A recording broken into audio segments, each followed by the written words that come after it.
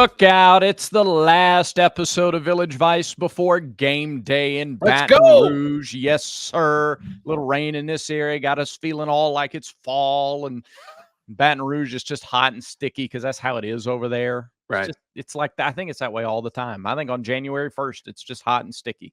So good. Baton Rouge, by the way, that's Zach Blackerby on the left. I'm Brad Law. This is Village Vice. Thank you for watching. Baton Rouge, and I don't say this about the people, Baton Rouge is my least favorite trip in the SEC. Really? It may be my favorite. And Really? I haven't had many. I don't enjoy away games a whole lot, but I love Louisiana. Yeah. I love going to Louisiana. I don't want to live in Louisiana, but I love visiting Louisiana. So I disagree with you, but it's so funny, the reasons too. Like, once I give you my reason, I think you're going to roll your eyes. Like when I mention a movie from 1990 something and you roll your eyes, you say you haven't seen it and I roll my eyes. You ever try taking a shower in Baton Rouge? Yeah. Water is softer than marshmallows by fire, my friend. Soft water. You put the soap on, you put the shampoo in, takes you an hour and a half to try to rinse the stuff off. Even then, you can't get it all off. It is the softest water. And that is miserable then to get out of the shower and don't feel like you're clean. You can't feel like you get clean in Baton Rouge. The last time I went, I was a student at Auburn. And like, that wasn't my main priority, if you know what I mean. So I don't know. I don't remember like having an ineffective shower, but could have happened. I don't remember. I think the water pressure is always bad too for some reason. Like, is there somebody watching in Baton Rouge got decent water pressure, or is it just all low water pressure, soft water? Again, you just never feel like you're clean. All right. But I like I like some of the people. Some of the people are great. Okay. All right. So you feel like you're never clean. Will Payton Thorne's pocket be clean on Saturday? That's the question. The pocket, you know what? I actually like I think this could be the cleanest pocket for Payton Thorne in a road game this year. I think that the offensive line and the particular emphasis on protections and play calling in the open date or the bye week. Yeah, I think this is going to be a clean pocket. And that brings us to the first question, Zach, is what has to happen maybe is too general a question. Will it happen? Will Auburn finally break through and get 100 passing yards? Not just one player, but as a team, 100 or more passing yards at LSU Saturday. And it's only like it sounds absurd, but it hasn't happened against anyone besides UMass and Samford. Yeah, against a Power 5 team. We haven't seen it happen yet. And I think it does, because if it's not going to happen this weekend, I don't know when it's going to. And, I think Auburn's going to have a nice matchup against the Ole Miss defense next week. But they've got to get the ball rolling. And if they don't, Brad, boy, is this game going to turn ugly quick. Yeah, I mean, I think so.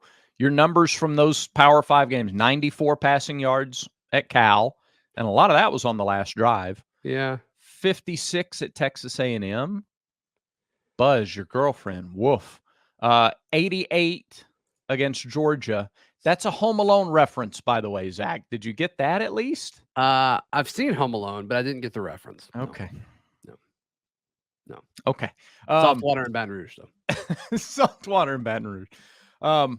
Yeah, those numbers aren't good. The bar is so low. Yeah. For what Auburn needs to do. And just, I think 100 to 150 yards, like, you've got a chance to win. Yeah. Like, you've really got a chance to win, because I think the rushing attack is going to be fine. I think your defense, in most scenarios, that's going to be enough.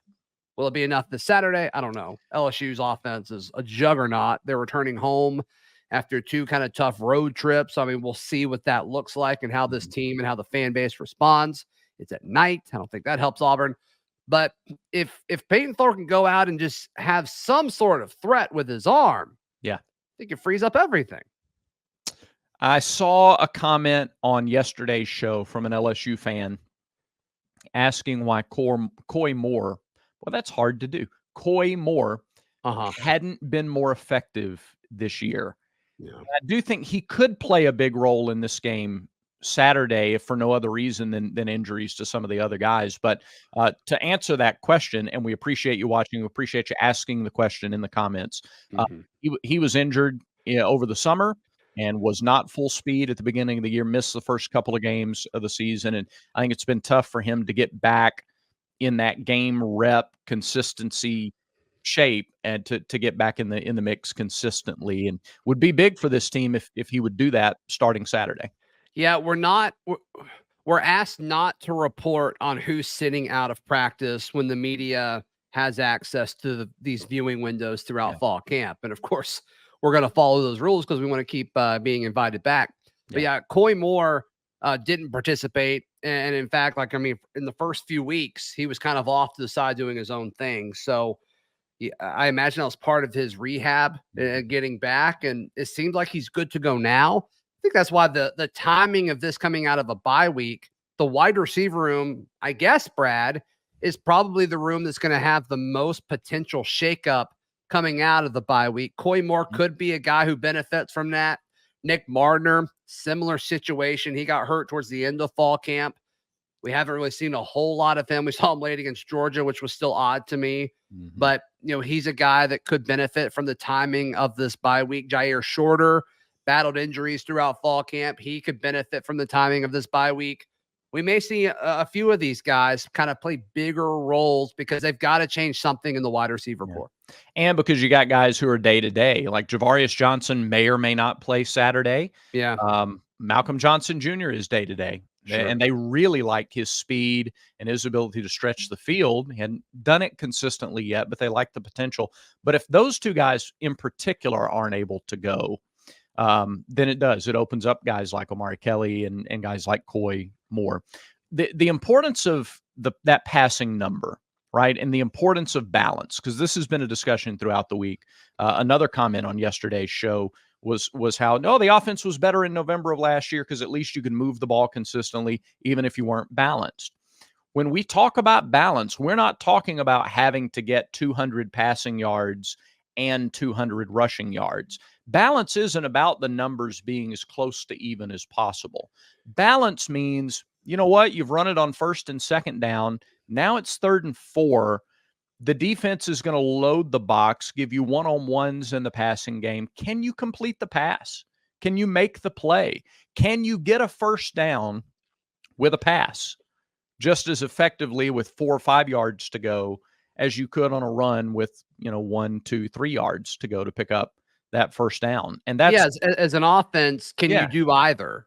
Does the defense respect your ability to do either thing? That's what true balance is. And that's something that Brian Harsin talked a lot about in the previous staff. And one of the few things I think he was actually right about. So, the whole 100-yard passing thing, Auburn's got to in that trend. They've got it in that streak. And that's going to be part of the buy, sell segment that we've got coming up, Brad Law. On every Thursday show, we got a little buy, sell action. And it's brought to you by our friends, Ross Kilpatrick, serving the Auburn area with locations in Auburn, Lake Martin, and Fort Walton Beach, Florida. From Auburn to Lake Martin to the Emerald Coast of Florida, contact Ross Kilpatrick with Exit Realty Anchor South for all of your real estate needs. And of course, Exit Realty Anchor South in Auburn is located at 1922 Professional Circle, Suite 202. That's in Auburn, or you can give them a call at 334-402-0028. Buy, sell time. All right, Brad, we'll start with what we've been talking about. Are you buying or selling? Payton Thorne has 100 passing yards on Saturday. That's a hard buy on my part. I want to buy that. I want to buy as much of that as I possibly can. I think Auburn can bust a couple of big-ish plays in the passing game. I think there's a lot of wide open space in the LSU defense. And again, unless they've made major overhaul changes to this defense in a week, I expect Auburn to be able to take advantage of those, particularly because LSU is going to – I think they're going to sell out to stop the run. That's the smart play defensively. It's going to leave receivers. It's going to leave guys with space and opportunity to make plays, and I think they make them. All right, if I move that up to 175, are you buying it? No, because I don't think they'll pass it as many times as it would take to get to that. Again, balance isn't running and passing the same amount. It's just being able to do both. And I still think the strength and the identity is in a heavy run-oriented team. So I just don't think they have the pass attempts to do 175. Got it. Robbie Ashford has 10 snaps. Buying or selling? Gosh, that's good. Sell, but barely. Okay. I think he gets very close. I think it's single digits. Yeah, I think it's high single digits. I'm buying it. I think Robbie Ashford's a big part of this game plan. Okay. Are you buying or selling the wide receivers? Auburn's wide receivers, not tight ends, not running backs, wide receivers. And based on how this has gone so far, I think I know what your answer is. So I'm going to lower the number. Okay. Wide receivers have 8 catches on Saturday. I had 12. I'm lowering it to 8. Ooh, no, I will sell that because I think tight ends. You know what? They don't have a Luther Burden. I don't think there's a Luther Burden in this receiving core just yet. Like he just went off from Missouri last week. No, there's not. There's not a Luther Burden. I do think the tight ends are capable. I think you could see more than one tight end have more than one catch in this game. But I'll sell the receivers having 8 receptions. Okay. I'm buying that. Okay. So we disagree on 2 of these. We sure do. This is like 6-pack. Auburn's defense has 3 sacks. Yes. I buy that. They're averaging almost 3 a game. That's a really good offensive line. I think that the way that Auburn will go about trying to contain Jaden Daniels and pressure him will be different than what we saw Missouri do. Lord, I hope. It has to be. It's got to be. If you want to have any success, it's got to be. And I like those playmakers coming from the linebacker and safety spots. All right. Auburn scores 30 points on Saturday. Buy or sell? Sell. Selling it. But again, barely. But I like the Auburn defense against this powder keg of an LSU offense more than I like some of the other defense they've played of late. Yeah. So I think Auburn can win the game scoring under 30. All right. Buying or selling? Ross Kilpatrick and his team at Exit Realty Anchor South is the best team equipped to handle all of your real estate needs. That's an easy buy. I don't even have to. I don't even need a walkthrough. I buy that, based on curb appeal. But you know what? I had lunch with Ross last week. It is incredible. He knows everybody. Everybody loves Ross. Everybody comes up, they talk to him, and they're sharing stories. And he's going to treat you the right way. You're going to be very satisfied with your experience. So make sure you give Ross and the folks at Exit Realty Anchor South a call. Yep, you can stop by and see him at 1922 Professional Circle, Suite 202 in Auburn, or give Ross a call at 334-402-0028. Brad, it's time for the 6-pack. It is for the 6-pack. Before we get there, though, I got to tell you about Manscaped, the newest sponsor here on Village Vice. I tried the Handyman last night, to clean up this little area here under the beard on my neck. That's what it's for. It's the face shaver, the compact face and neck shaver.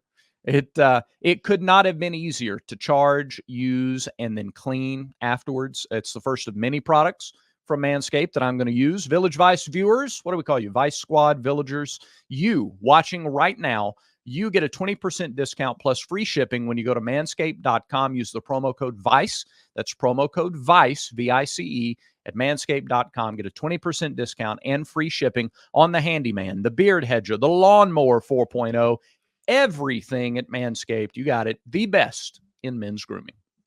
Absolutely. Let's jump into this 6-pack, my friend. We're going to start with that big battle. I think it's the 4th time ever that Washington has hosted a top 10 matchup. My good buddy Tony Castricone, the voice of the Washington Huskies, 8th ranked Oregon, 7th ranked Washington. Dogs are a 3-point favorite at home. What do you think? I'm taking Washington. I think they're the real deal. I think if Washington was in the SEC, they'd be compared to that 2019 LSU team. They are so fun. They're electric. And if they're in the college football playoff when it's all said and done, it wouldn't surprise me. Michael Penix Jr., I think, should be your Heisman front runner. We get insulated. Either him or Jaden Daniels. Yeah, we get insulated here with the Southeastern product, but he was unbelievable. Look at what Indiana was when he was there, and now look at what they've become. He's a major difference maker. As much as I love Bo Nix, yeah, I agree. I like Washington at home. Okay, Texas A&M is at number 19, Tennessee.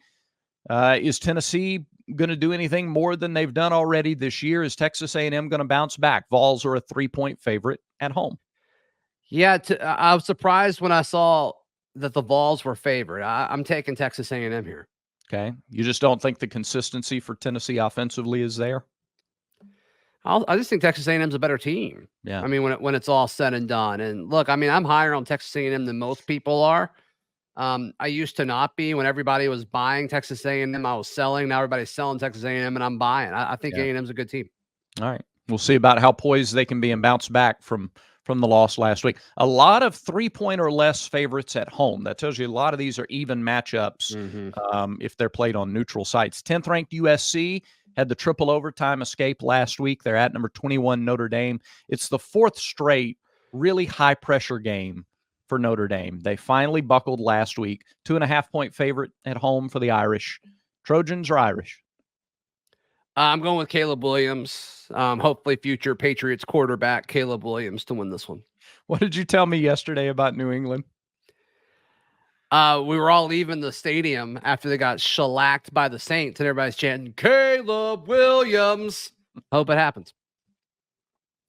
I think there may be a good chance. I'd rather have him than McCorkle Jones. That's for sure. There you go. I kind of like Notre Dame to bounce back here, and I'm not just trying to be, I'm not just trying to pick against you. It's a tough game to pick.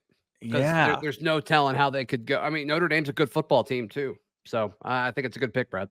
All right. Florida is at South Carolina. South Carolina, 2-point favorites at home. That's according to our friends at mybookie.ag. Gators or Gamecocks?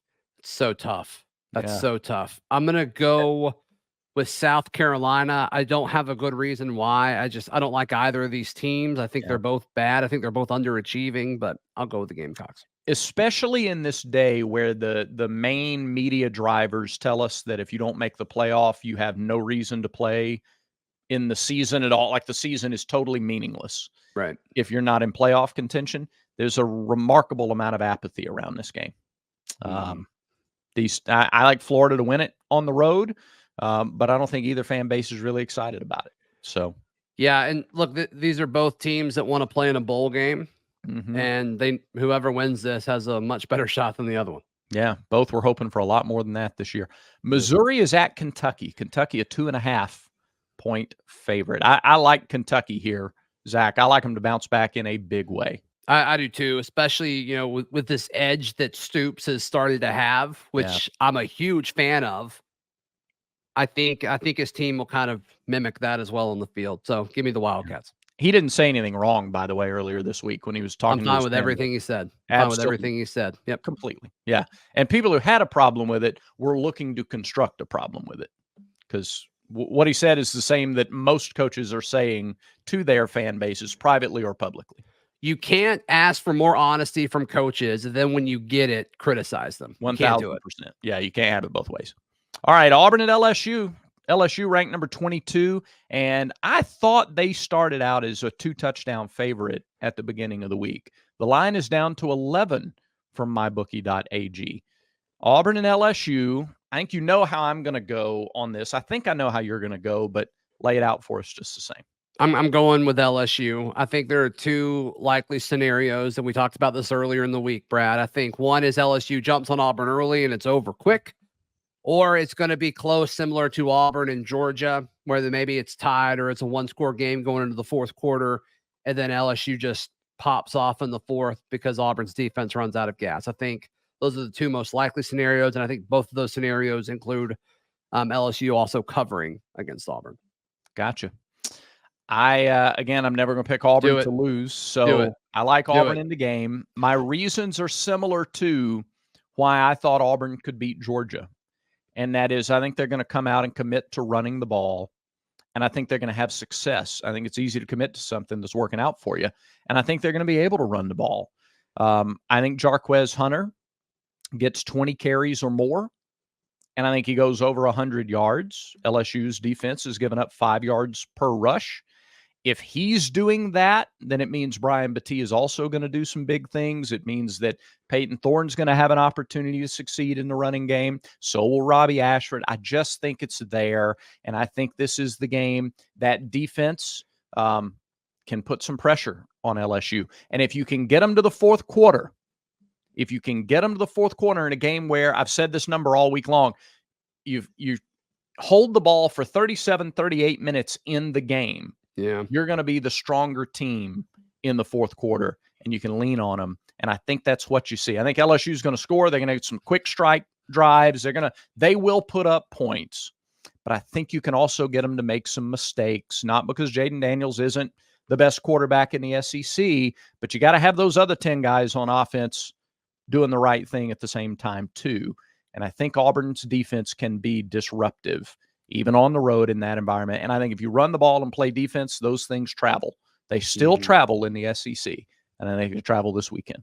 Yeah. Yeah. Look, I hope you're right. I think there is a path for Auburn winning this game, but it's an uphill battle for sure. I also think you'll need LSU to make some errors, shoot themselves in the foot some, which could happen, right? I mean, every college team does that. And I mean, if you're Auburn, you hope you get LSU on a bad day, which hasn't happened yet. So it could totally happen. There you go. Or maybe you're the reason for their bad day. That'd be just fine too. That's right. Those lines, by the way, are from our friends at mybookie.ag. Right now, 110% initial deposit match. They will match 110% of whatever your initial deposit is right now. Take advantage of that. mybookie.ag. You'll be very happy with it as you go into this weekend. Brad Law, I think that just about does it for today's show. It does. What a fun show. Thank you very much for tuning in. Remember, everyone has vices. Everyone has vices. Just make sure Village Vice is one of yours.